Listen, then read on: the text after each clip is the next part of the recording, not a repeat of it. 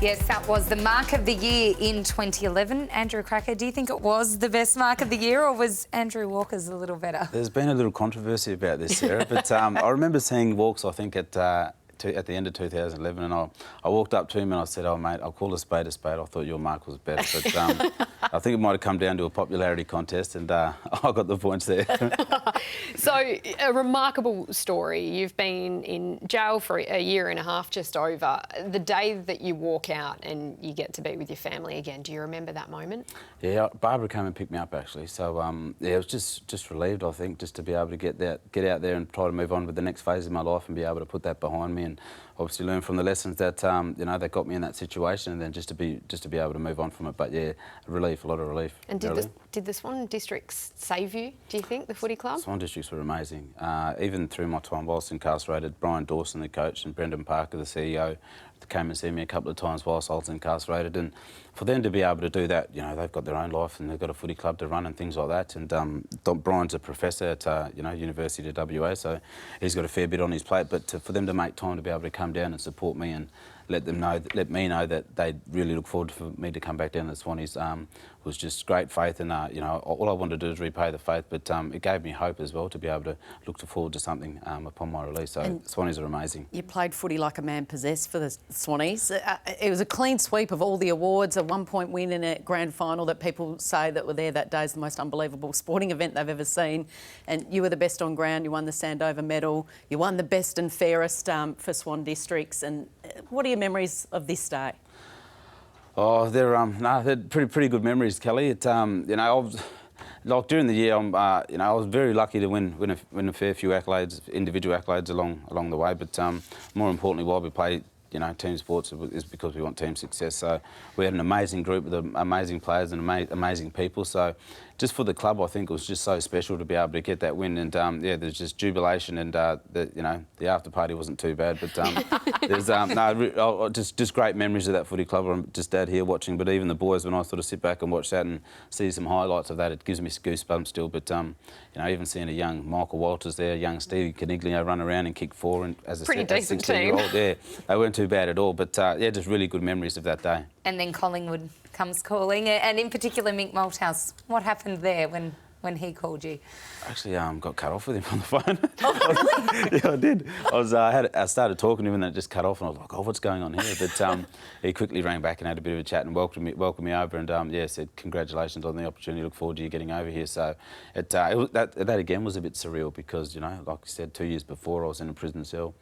I've just, you know, and then I won a grand final, won a Sandover medal, and every award there was in the waffle just about, and then get an opportunity to play at an AFL club, which I thought I'd never be able to do again, was absolutely, you know, crazy. And you were still on parole at the time. Still on parole, yeah, that's right. And they'd just won the premiership, so it was a huge gamble for them, wasn't it? Massive gamble. Like, I remember Scotty Cummings even coming to tell me, because Scotty's a Swan Districts boy as well, he's a great Swan Districts man, so I remember throughout the year, you know, the Pies might be keen on you, but I didn't really take too much into it, and, you know, didn't read too much into it. But yeah, after the grand final and then the Sandover, it's you know, probably sunk in that maybe I might be able to get an opportunity. But yeah, even with Mick's phone call, it was surreal. So yeah. And did you relish this opportunity so much more than that successful stint at Richmond because of what you had been through and having it all taken away from you? Yeah, Sarah, I think so. Just and being ready as well. I think sort of mentally and physically, I thought I'd be able to come straight away and have an impact and be a consistent player at AFL level. So certainly relished the opportunity, and was very, very fortunate that Collingwood gave me that opportunity. When you look at I asked you before about the incarceration cycle, but even just the life cycle, do you feel like you've broken it now for your 4 girls? Absolutely, I think I have. You know, it's every, you know, all you want to do is protect your kids and look after them, be a positive role model, and make sure that they, you know, they have the best pathway to be able to succeed in life. So, unfortunately, what I've been through, you know, 2 of my daughters have seen me go through that, but hopefully that's something that they never get through, or, you know, some trouble they don't ever get into. But you know, but as dad, if whatever they do, if they fall, I'll be there to help and pick them up, and I'll wrap my arm around them and support them as much as I can, wherever I can. And what you did that night, can you confidently say you'd never be that man again? Absolutely, absolutely confident. So, as I said earlier, I was absolutely disgusted in my actions and how I acted, and you know, for the pain that I put, you know, not only my family but Justin and his family through, and his loved ones. So, it's certainly never want to visit that again and never be that person again. No. Andrew, there were a couple of controversial moments in the second phase of your career at Collingwood. You kicked 35 goals in that first year, including 3 goals in that losing grand final. But the celebration salute that I think was to your brother, Yep. It sort of blew up at the time, didn't it? You snapped a goal at the MCG and this is the way you celebrated. What were you saying? I was giving the boys a bit of hope. Like it, the first thing that came out, there was some media, a bit of media around that I was glorifying criminality and going to jail, which is certainly not the case. To be able to stand up and do that, what kind of person would I be to say going to jail is a good thing? Because it certainly isn't. It's a terrible thing. So all I was doing is to give my brother and the boys that were in there, because I spoke to my brother that day and he said, "Oh, can you give me a little sign?" So, and that was just to give him hope, because the TV that he's watching, I was there watching it. The clothes that he was wearing, I was there watching it. So I was incarcerated. Where you are, I was in your shoes. Now you're watching me on the MCG on a Friday night against Carlton kick a goal. So that kind of hope and that support to be able to maybe think, well, if I do change, if I can try to make the right changes and be positive with my life and put these things in place, you'd never know where I could be, because I was living proof of that. And you were at Collingwood when the Adam Goodes saga blew up. How did you find that whole experience? Yeah, it's obviously it was a bit of a tough one, because Collingwood and Eddie Maguire has been so supportive with me, and Eddie's been amazing with me. So, for that to happen, it's everyone makes mistakes, and I'm living proof of that. So for me to try to judge someone for what they've said and sort of how they've said it, I'd be a hypocrite. So it was a little bit tough at the time, but.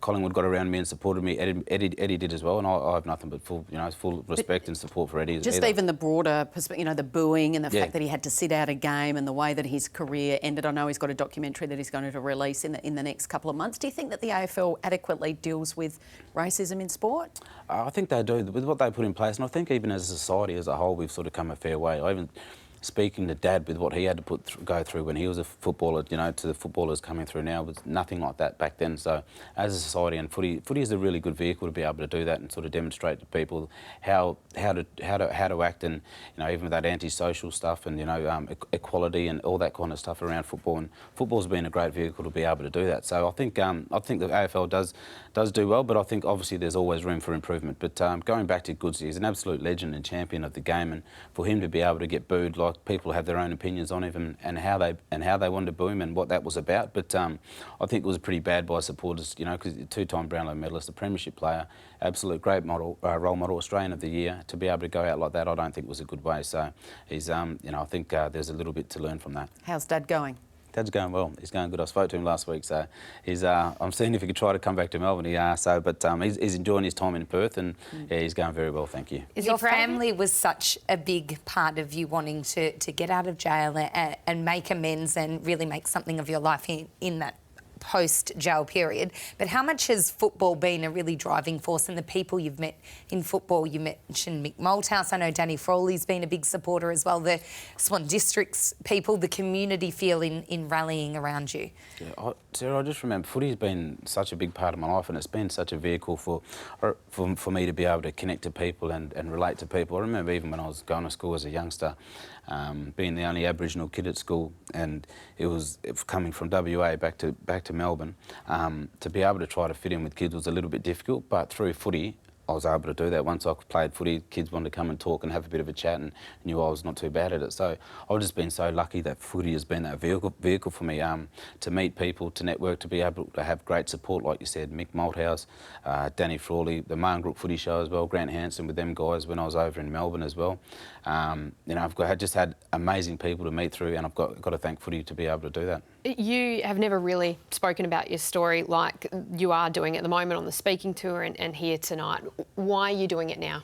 I'm hoping to inspire people and give people hope as well. But then also once I speak to elite football organisations, whether it be rugby or AFL, I spoke to the Melbourne Rebels, but just to be able, I think it's good for players to be able to hear someone who's actually been in their shoes and probably had the opportunity to go through their ups and downs and the times where sometimes they may be injured. I remember speaking to the Melbourne Rebels and a guy who did his ACL, so I was to be able to relate to him and just to be able to put my story in perspective, but then guys in that room playing elite sport, but even everyday people not playing elite sport can relate to. I think that I've got a really good opportunity to be able to share my story and and key messages people will be able to learn from and get something out of nearly. Well, Andrew, thank you so much for being so open and honest with us this evening, and I'm sure everyone will get big lessons and big takeaways from what you've told us tonight. Thank you very much for having me on the show. I've really enjoyed it. Cheers. All